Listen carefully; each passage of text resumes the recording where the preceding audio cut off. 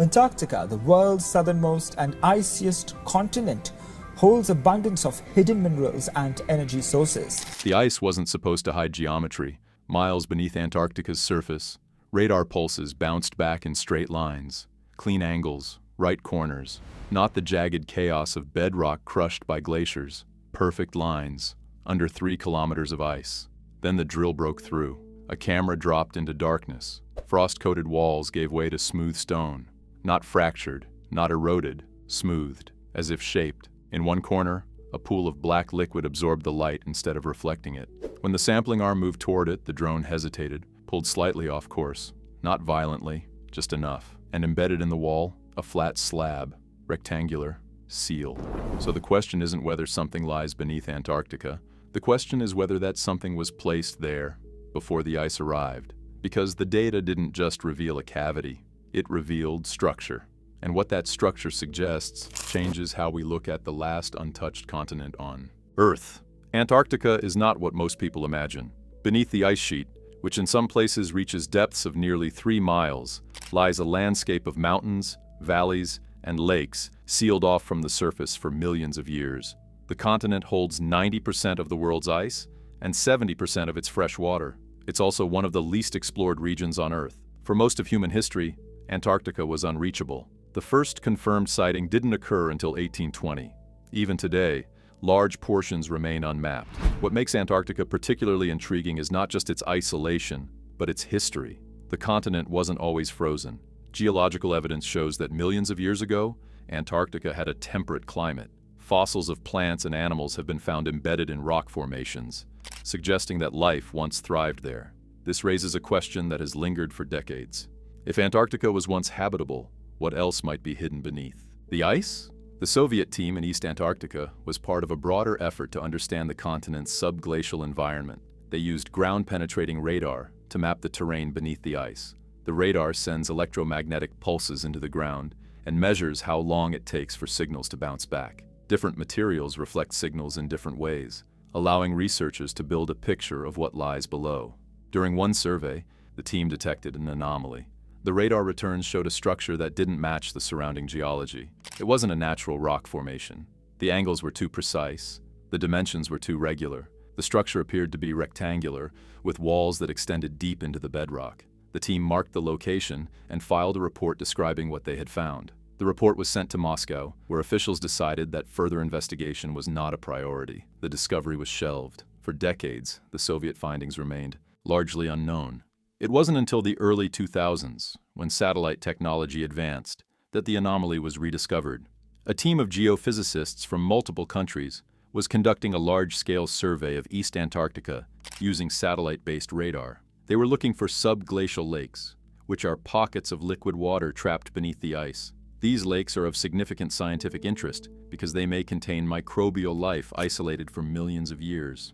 During the survey, the team identified the same anomaly the Soviet researchers had found decades earlier.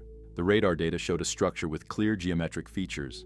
It was located approximately 2 miles beneath the ice, embedded in the bedrock. The structure measured roughly 300 feet in length and appeared to have multiple chambers. The walls were smooth and uniform, unlike the jagged surfaces typical of natural caves. The discovery prompted meetings among the research teams. Some scientists argued the structure could be natural, shaped by unique geological processes. Others believed the regularity suggested something else. The debate was cautious, but the data was compelling enough to warrant further investigation. In 2019, a joint expedition was organized to explore the site. The team included glaciologists, geologists, archaeologists, and engineers. Their goal was to drill through the ice and deploy a remotely operated vehicle into the structure. The drilling process took several months. When the drill finally broke through, the team prepared to send down a drone equipped with cameras, sonar, and sampling tools. The first images it transmitted back were striking. The chamber was large, with walls that appeared to be carved or shaped rather than naturally formed. The surfaces were smooth and showed signs of what some described as tool marks. The floor was level, unusual for a subglacial cavity. In one corner, the drone's lights revealed a pool of dark liquid. The substance didn't behave like water. It was thicker, more viscous, and seemed to absorb light rather than reflect it. When the drone attempted to take a sample, the liquid appeared to resist the motion of the sampling arm. The drone's sensors registered an unexpected pull, as if the substance had magnetic or gravitational properties. The team watched as the drone struggled to maintain stability. It took several corrective commands to lift it away from the pool. As the drone continued, it captured images of another feature. A large slab of stone was embedded in one of the walls. The slab was flat and rectangular, with faint markings on its surface. The markings appeared deliberate rather than random. The slab didn't match the surrounding rock. It looked as though it had been placed there, possibly to seal an opening. The team attempted to use sonar to scan beyond the slab, but the results were inconclusive. The sonar detected additional chambers and tunnels, but the signals were distorted by interference. Some researchers speculated the interference could be caused by minerals in the rock. Others suggested the structure itself might be affecting the equipment. The drone completed its survey and was brought back to the surface. The footage and data were immediately classified as sensitive, pending further analysis. If you value careful investigations like this, consider subscribing to the Anomaly report. We're committed to exploring these mysteries with the rigor they deserve. The analysis took several months. Geologists examined the chamber walls and concluded that the smoothness and uniformity were not consistent with natural erosion or glacial activity. However, the team was careful not to jump to conclusions. They acknowledged that unusual geological processes exist and wanted to rule out all natural explanations first. The dark liquid was particularly puzzling. Samples were analyzed in multiple laboratories. The substance contained a mixture of organic and inorganic compounds, including carbon-based molecules typically associated with biological activity. However, the exact composition defied easy categorization. Some researchers described it as ancient biomass preserved under extreme pressure and low temperatures. Others suggested it might be a byproduct of chemical reactions occurring deep within the Earth's crust. The magnetic or gravitational effect observed during sampling remained unexplained. The sealed slab presented its own challenges. High-resolution images of the markings were studied by experts in ancient languages, geology, and materials science. The consensus was that the markings were not random, but their meaning could not be determined. Some noted similarities to geometric patterns found in other ancient structures, but these comparisons were speculative. The slab appeared to be made of stone not native to Antarctica. This raised questions about how it came to be there. One possibility is that it was transported during a period when the continent had a different climate. Another is that it was formed through processes not yet understood. The team also considered that the slab might be sealing an entrance to deeper chambers. The sonar data suggested additional spaces beyond it, but without direct access, it was impossible to know what those spaces contained. The discovery quickly attracted attention from governments and international organizations. Several countries expressed interest in funding further research, but there were concerns about jurisdiction and access.